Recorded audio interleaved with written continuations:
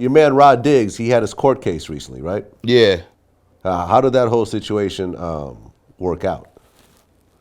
It didn't. Unfortunately, it didn't work out too good, man. You know, they was just trying to blow his situation out of proportion, and that's why I felt like, you know, he asked me, and that's why I felt like it was necessary for me to speak up because they was making him seem like, you know, he was some big time drug dealer and was doing this and that, and you know, and they say he murders and drug conspiracy and like, man, I've been around the guy and he was just trying to make the music thing work. As far as being some big time drug dealer and how they was trying to make it, that wasn't true. You like, you know, he was trying to get it. He wasn't in a great position. When I went to speak on his behalf, I just let them know that like, y'all saying that this guy is a big time drug dealer and was running this, that, and the third. Like, man, this guy wasn't in the club like popping bottles or spending money like that, like he had it, or even when it was time for studio and shit like that. Sometime I helped them out with a few sessions. So for them to make it seem like this was this big drug dealer that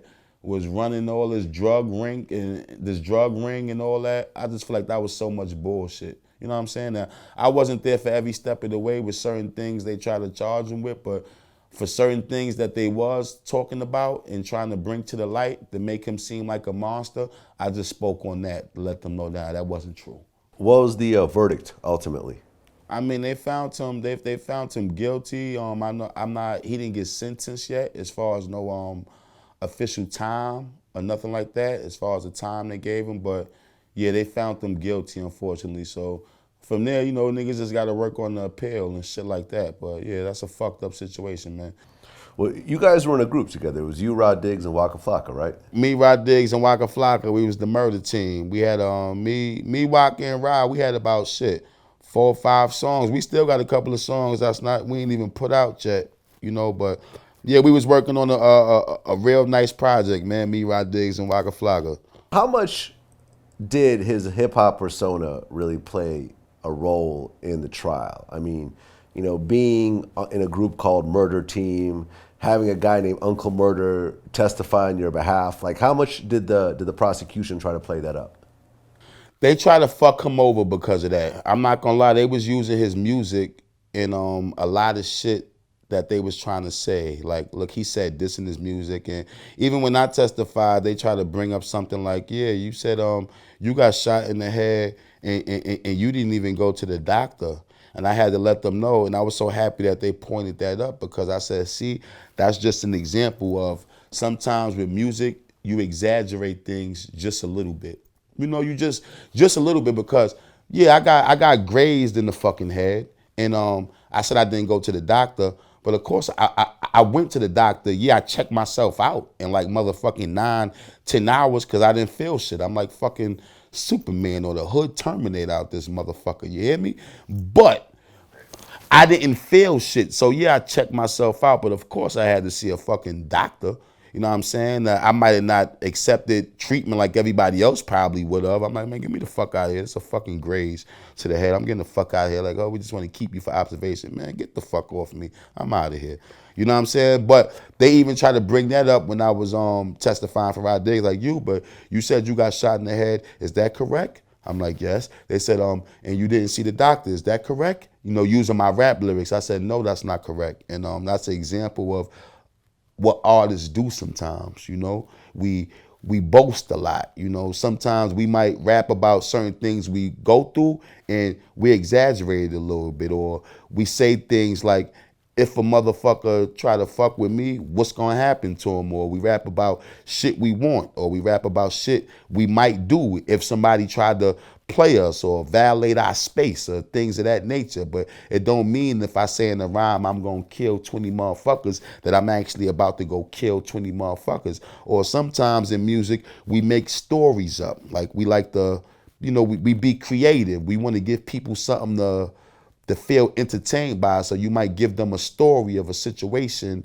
that happened, whether it's a real situation or it's a situation you made up, you know. But you can't judge us for what we saying in our music and try to charge us with a crime because of things that we saying in our music. That's expression, freedom of fucking speech. What do you think about the Bobby Shmurda situation right now? I think that's another fucked up situation. I think they just trying to fuck him over because he had a lot going on. He was successful. And sometimes it be like, you might have people around you in your crew, but sometimes that's not even really in your crew.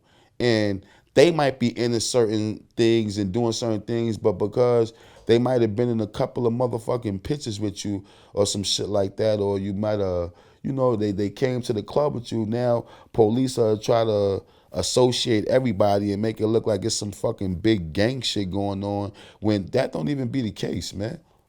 Motherfuckers be doing their own thing. Like, police try to make it seem like we be so gang organized out here and it's one big conspiracy and everybody. No, motherfuckers be doing their own thing. And I feel like sometimes they'll take what one motherfucker was doing and try to pin 15 or 20 motherfuckers and make it a big ass conspiracy. That way they get to lock up a bunch of motherfucking, youth from the hood and young black males to keep their jail business going because, jail is big business. So I just think that whole Bobby Shmurda shit is bullshit. Like, I'm not saying like, I just think it's bullshit. I think they trying to fuck him. That's it. I think the kid has something good going on. Free Bobby Shmurda, Rowdy Rebel, and the whole GS9. And I think sometimes they try to make certain people pay for other people's mistakes or other people's bad fortunes and shit like that, man. One of the things that's coming out is that Epic isn't helping out with his bail. Do you feel that the label should have done that? Of course. I mean, when T.I. got in his situation, Atlantic went all out to help him out and to make sure he get around that situation and was able to, still do what he do. So Atlantic, I felt like Epic should have definitely held Bobby down. I mean, y'all rode the wave off of his record. I mean, he had the record. Recently, it was just still in the top 10 on Billboard. I mean, they was sucking his dick when he had the hottest record out here. And as soon as a nigga get jammed up, they know where to be found. I just read the other day that he said nobody from the label came to see him or nothing. Like, and I feel like that's fucking crazy. So I definitely felt like Epic should have rolled it out with him and seen what's up with the situation and been a little bit more on top of it. I understand it's a business and all that at the end of the day, but that's your artist. You have business with this guy, so help him get through it. Just like Atlantic did with T.I., like ride with the little man.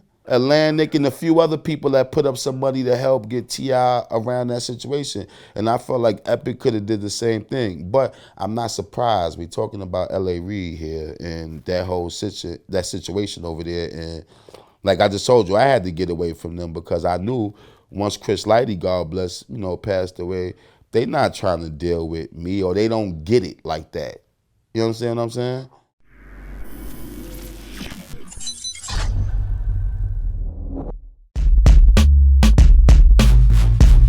I mean, I was like crossover music, so it feel good, man. I don't look at nothing by it, not a bias. It's good, man. You make music so people recite it, and that's what they don't recite the song. I mean, yeah, it seems kind of grimy on a moral issue and all of that, but shit, as people get older and all that, you got men who are like 50-something years old, marrying girls who's like 28, 20.